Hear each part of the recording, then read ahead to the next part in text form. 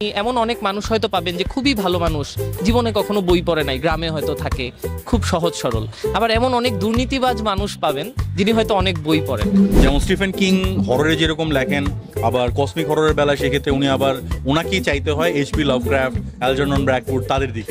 নীল লোহিত নামে লিখতেন, সনাতন পাঠক নামে উনি আবার বুক রিভিউ এবং আমরা যে ধরনের কাজ করি এই ধরনের প্রচুর কাজ লিখিত ফরম্যাটে আসলে করতেন। আইএলটিএস শুধুমাত্র একটা ল্যাঙ্গুয়েজ টেস্টিং সিস্টেম, এটা একটা এক্সাম। এটা দিয়ে ওরা পরখ করে দেখে যে তুমি বিদেশে যায় পড়াশোনা করতে পারবা কিনা, চইলা ফিরা খাইতে পারবে না। কিন্তু বই ইটসেলফকে আসলে ওই যে পূজা করে অনেক উপরের তাকে রেখে দেওয়ার কিছু না। এটা আমার যদি কেউ জিজ্ঞেস করে যে একজনের পিক করেন, আমি ওরা মাইরে দেবো। ভাই আমি জানতাম ভাই আপনি কথা বলবেন ভাই।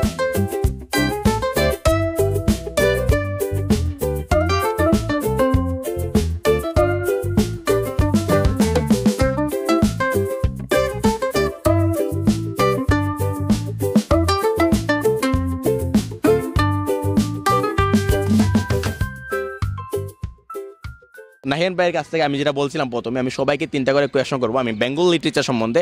সো নাহিয়ান ভাইকেও আমি সেই 3টা কোয়েশন করতে যাচ্ছি। যে আমি যদি প্রশ্ন করি যে আপনাকে অডিও বুক না হার্ড পেপার, কারণ অনেক সময় দেখা যায় কি ব্যাকগ্রাউন্ড যে এই সাউন্ডগুলো থাকে এবং যে সাউন্ড ইফেক্টগুলো থাকে যেটা কিন্তু আসলে রিয়েলিস্টিক ভাইব এনে দেয়। আর পড়ার ক্ষেত্রে যদি আমরা দেখি আমাদেরকে অনেক ফোর্স দিতে হয়, আমাদের মনোযোগটা ধরে রাখতে হয়। সো আমি যদি আপনাকে প্রশ্ন করি যে অডিও বুক না হার্ড পেপার। আচ্ছা, প্রথমত আসলে প্রশ্নটা তো অনেকগুলো ফ্যাক্টর আসলে আছে, আপনি কিছু যেরকম অলরেডি বললেন। তো আমার কাছে ব্যক্তিগতভাবে মনে হয় মানে বই পড়াটার উদ্দেশ্যটা আসলে কি। তো অনেকের নিজস্ব উদ্দেশ্য আসলে থাকে। আপনি হয়তো মনের আনন্দে পড়ছেন, আপনি হয়তো শেখার জন্য পড়ছেন। তো এই ক্ষেত্রে কিন্তু আপনার পারপাসটা অনেক বেশি গুরুত্বপূর্ণ। ধরেন কথার কথা আমি বলছি যে বই পড়ে আমি ভালো মানুষ হওয়ার চেষ্টা করছি, একজন ভালো মানুষ এই জিনিসটা করবে। একজন খারাপ মানুষ কিন্তু বই পড়ে আরো খারাপ হওয়ারও চেষ্টা করতে পারেন।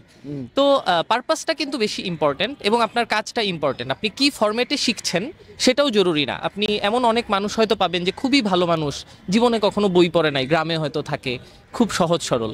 আবার এমন অনেক দুর্নীতিবাজ মানুষ পাবেন যিনি হয়তো অনেক বই পড়েন। তো এইখানে আসলে আমার কাছে মনে হয় যে ওই পারপাসটা খুব বেশি ইম্পর্টেন্ট। বই পড়া অবশ্যই খুবই গুরুত্বপূর্ণ একটা মাধ্যম যেখান থেকে আমরা শিখি, অন্যান্য আরও যতগুলো কারণ বললাম সেই কারণগুলো আমরা সার্ভ করি। কিন্তু বই ইটসেলফকে আসলে ওই যে পূজা করে অনেক উপরের তাকে রেখে দেওয়ার কিছু নাই। তো সেই জায়গা থেকে আমার মনে হয় যে কেউ যদি আসলে অডিও বুকে বেশি কমফোর্টেবল হন, ওনার অডিও বুক শোনাটাই আসলে তাহলে শ্রেয়। কারণ উনি যেহেতু ওইটা থেকে কমফোর্টটা পাচ্ছেন, কাজ হচ্ছে, পড়াশোনাটা হচ্ছে। কারণ দিন শেষে আপনি আর আমি যদি একই লার্নিং বইটা থেকে পাই বা একই আনন্দ যদি বইটা থেকে পাই, আমার কাছে মনে হয় না যে অডিওতে শুনে আসলে কোনো ক্ষতি আছে। আর এমনিতে লার্নিং টাইপ অনুযায়ী মানুষ আসলে 4 রকমের আলাদা আলাদা ফ্যাক্টর বিবেচনা করে শেখেন। একটা হচ্ছে অডিও, একটা হচ্ছে রিডিং রাইটিং, একটা হচ্ছে ভিজুয়াল, আর একটা হচ্ছে কাইনেস্থেটিক, মানে করার মাধ্যমে শিখি। তো অনেক মানুষ থাকেন যাদের অডিটরি সেন্সটা অনেক বেশি ভালো, তাদের জন্য আসলে অডিও বুকটা বেটার। কিন্তু ধরেন যাদের অন্যান্য সেন্সগুলো বেশি ভালো, ফর এক্সাম্পল রিডিং রাইটিং, তাদের জন্য হয়তো বইটা বেশি বেটার। আবার কারো যদি রিডিং রাইটিংটা উইকেস্ট হয় তার জন্য আবার বইটা ডিফিকাল্ট। তো ইন শর্ট, যার যেটা কাজে লাগে অল ইজ গুড। আমি ব্যক্তিগতভাবে হার্ড কভার বেশি পছন্দ করি। অডিও বুক আমার শুনতে কষ্ট হয়, এটা আমার কোনো গর্বের বিষয় না, কারণ আমার অডিটরিটা উইক। আমি চেষ্টা করি অডিটরিটা আর একটু বেটার করতে, যাতে আমি অডিও বুকও শুনতে পারি। দারুণ একটা এক্সপ্লেনেশন। এখন আমি সেকেন্ড যে কোয়েশনটা করবো, এটাও ওয়ান কেন আপনি স্টুপিড কোয়েশন বলতে পারেন, কারণ সেটা হচ্ছে যে বাংলা সাহিত্যে প্রিয় লেখককে। প্রিয় লেখক বলতে আসলে একজন হয় না, আমি আপনাকে বলি স্পেসিফিকলি একজন বলতে হবে। আচ্ছা, আচ্ছা, প্রশ্নের আগে মানে দেয়ার আর নো স্টুপিড কোয়েশ্চেনস। আপনার মাথায় প্রশ্ন আসছে, এটা আপনি করতেই পারেন। মানে ধরেন আমার মনে হইলো স্টুপিড কোয়েশ্চেন, আমার মনে হইতে পারে, কিন্তু আপনার মনে যেহেতু আসছে তাইলে আর এটা স্টুপিড নাই। এখন কাকে জিজ্ঞেস করবেন সেটাও অনেক সময় আর কি গুরুত্বপূর্ণ। আপনি দেখবেন ফিলোমিনা কাঙ্কের একটা শো আছে, কাঙ্ক অন আর্থ। উনি হচ্ছেন অ্যাকচুয়ালি ইচ্ছা করে স্টুপিড কোয়েশ্চেন খুঁজে খুঁজে পিএইচডি হোল্ডার খুব বড় বড় বিজ্ঞানীদেরকে যে আসলে উনি প্রশ্ন করেন, ওনারা আবার ওটাকে খুব সিরিয়াসলি উত্তর দেন। মজার একটা শো, তো দেখতে পারেন। এনিওয়েজ, প্রশ্নটা ছিল একজন লেখকের নাম বলতে আর কি। যেটা বললেন যে একজন লেখাতে আসলে আমি বিশ্বাস করি না আমিও, এবং ওই যে প্রিয় হইতেই হবে, এটা আসলে ধরেন আপনার দুইজন, আমি বলছি ভাই বলতে হবে, একটা আপনাকে মাস বলতে হবে। তো ধরেন আপনার 2টা প্রিয় বন্ধু আছে, এখন কিসের ফ্যাক্টরে আসলে জাজ করবেন? এটা করা উচিত না। এনিওয়েজ, নাম বলতে হলে আমি সুনীল গঙ্গোপাধ্যায়ের কথা বলবো, কারণ উনি আমাকে ছোটবেলায় আসলে লিখতে অনেক বেশি ইন্সপায়ার করেছেন, এখনো করেন। আচ্ছা। তো এই কারণে ওনাকে হয়তো একটু এগিয়ে রাখবো। আর এগিয়ে রাখার আরেকটা কারণ হচ্ছে সুনীল গঙ্গোপাধ্যায় তো অনেক ছদ্মনামে লিখেছেন। তো উনি কবিতাও লিখেছেন, উনি ছোটদের জন্য লিখেছেন, বড়দের জন্য লিখেছেন, প্রবন্ধ লিখেছেন, নীললোহিত নামে লিখতেন, সনাতন পাঠক নামে উনি আবার বুক রিভিউ এবং আমরা যে ধরনের কাজ করি এই ধরনের প্রচুর কাজ লিখিত ফরম্যাটে আসলে করতেন। তো অন্য লেখকেরা তো আসলে ধরেন শুধু ফিকশন, শুধু কবিতা, এরকম একটা ক্যাটাগরিতে প্রিয়র কাতারে আসলে তালিকায় স্থান পাবেন, কিন্তু সুনীল গঙ্গোপাধ্যায় হয়তো 4-5টা আলাদা আলাদা ক্যাটাগরিতে প্রিয় হিসেবে স্থান পাবে। তো এই কারণে কোয়ান্টিটি বিচারে সুনীলের নাম নেওয়া যেতেই পারে। থ্যাংক ইউ ভাই। লাস্ট একটা কোয়েশ্চন ভাই, সেটা হচ্ছে যে এটা খুবই কমন, এটা আমরা অনেকেই অনেক সময় আমরা দেখেছি, আমার ভিডিও আমাদের সামনে এসেছে। সেটা হচ্ছে যে বেঙ্গল লিটারেচারে, স্পেসিফিকলি বেঙ্গল লিটারেচারে কারা কারা নোবেল ডিজার্ভ করে বাট নোবেল তারা পায়নি, বা তাদেরকে নোবেল দেওয়া উচিত ছিল? এটা তো অনেকেই আসলে পেতে পারতেন, হয়তো অনেকেই আছেন। আর তারাশঙ্কর তো লিস্টেও নাম ছিল, তো আচ্ছা। তারাশঙ্কর যেহেতু কাছাকাছি ছিলেন, তারাশঙ্কর পেতে পারতেন। ওকে, সো গাইস, আমরা এখন আছি ভিডিও শেষে, আর আমরা জানি এই ইন্টারভিউটার জন্যই মূলত আপনারা পুরো ভিডিওটা দেখছেন, আমি 100% শিওর। আর ধন্যবাদ পুরো ভিডিওটা দেখার জন্য।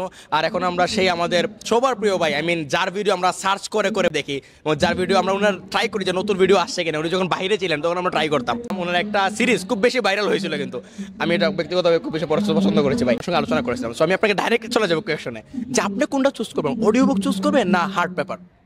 আমার প্রেফারেন্সটা অনেকের সাথে হয়তো মিলবে না, আমি একটু ওল্ড স্কুল। আচ্ছা। আমার পড়ার অভ্যাসও অনেক আগে থেকে, dates back from the 90s, একদম আর্লি 90s। ওকে ভাই। তো I will always go with paper, মানে hard copy. I always go with a book. Audio বুকের ব্যাপারটা হলো কি, একটা বইয়ের আমি চাইলে পাতা উল্টায় যে কোনো একটা অংশে চলে যেতে পারতেছি, আমি আমার মতো করে ইমাজিন করে নিতে পারতেছি, রাইট? বাট অডিও বুকে আমার কাছে কি জন্য জানি মনে হয় যে রেস্ট্রিক্ট করে দিচ্ছে, যে ভয়েসটা এরকমই হবে, আবহটা এরকমই হইতে হবে, এটার বাইরে যাওয়া যাবে না। তারপর যে গল্প কথক সেই যে স্পিডে ন্যারেশন করতেছে, আমার ওইটা ফলো করে করেই যেতে হবে। হ্যাঁ, স্কিপ করা যায়, বাট তারপর আমার কাছে কী জন্য জানি বই এখনও পর্যন্ত বেশি ফ্লেক্সিবল মনে হয়, এবং আমার ইমাজিনেশনটা আমি নিজে করে নিতে চাই। I don't want someone else to do it for me, তো I will always prefer books. Okay ভাই, সেকেন্ড যেটা কোয়েশ্চন, যেটা আমি সেম সবাইকে করেছিলাম, সেটা হচ্ছে যে আমরা জানি বেঙ্গল লিটারেচার খুবই সমৃদ্ধ একটা লিটারেচার, এবং বেঙ্গল লিটারেচার লেখক এবং লেখিকা অনেক ভালো ভালো লেখিকারা রয়েছে এবং লেখকরা রয়েছে। আমি যদি বলি আপনাকে একজনকে আপনাকে পিক করতে হবে, আপনি কাকে পিক করবেন? শুধু একজনকে? না, এটা আমার যদি কেউ জিজ্ঞেস করে যে একজনের পিক করেন, আমি ওরা মাইরে দেবো। ভাই আমি জানতাম ভাই আপনি কথা বলবেন ভাই। একজনের পিক করা সম্ভব না, কারণ যে লিটারেচারের যে কথা বললেন, লিটারেচার এটা ভাস্ট একটা জিনিস, এখানে অনেক জনরা আছে, সাব জনরা আছে, এক একজন এক একটাতে খুব স্পেশাল। যেমন স্টিফেন কিং হররে যেরকম লেখেন, আবার কসমিক হররের বেলায় সেক্ষেত্রে উনি আবার ওনাকেই চাইতে হয় এইচপি লাভক্রাফট, অ্যালজারনন ব্র্যাকউড তাদের দিকে, রাইট? তো এক একজন এক এক জায়গায় মাহির, তো যে যেটা ভালো লেখেন তার সেই জিনিসটা আমি এনজয় করি। তো একদম অ্যাবসোলুট একজনকে পিক করার কোনো ওয়ে নাই, কারণ আমার নিজেরই একটা অ্যাবসোলুট ফেভারিট কোনো জনরা নাই, আমি মাল্টিপল জনরাস পছন্দ করি। তো মাল্টিপল জনরাতে আমার মাল্টিপল লোকজন পছন্দ, তো ওরকম একজন পিক করার আমার কোনো অবস্থা। তো এই ধরনের কেউ কোয়েশ্চেন করলে আমি এটা উড়াই দেয়।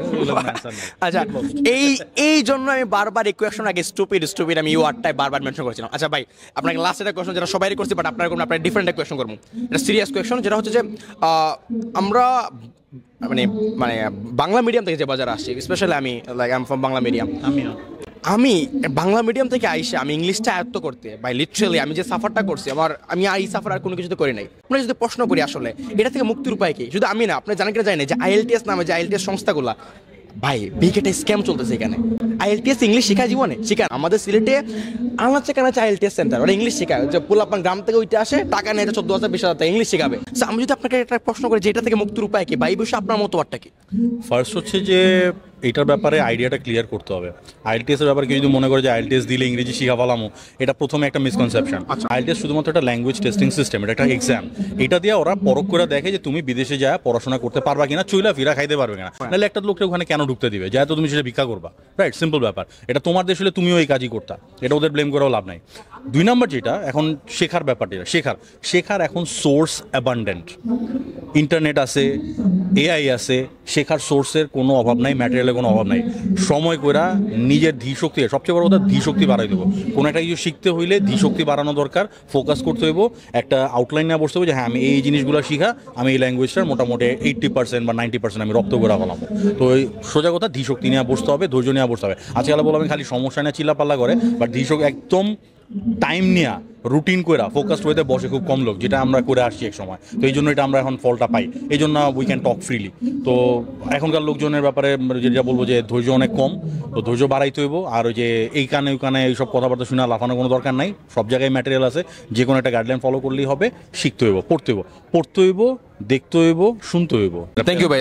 মাই প্লেজার, ইনশাল্লাহ দেখা হবে।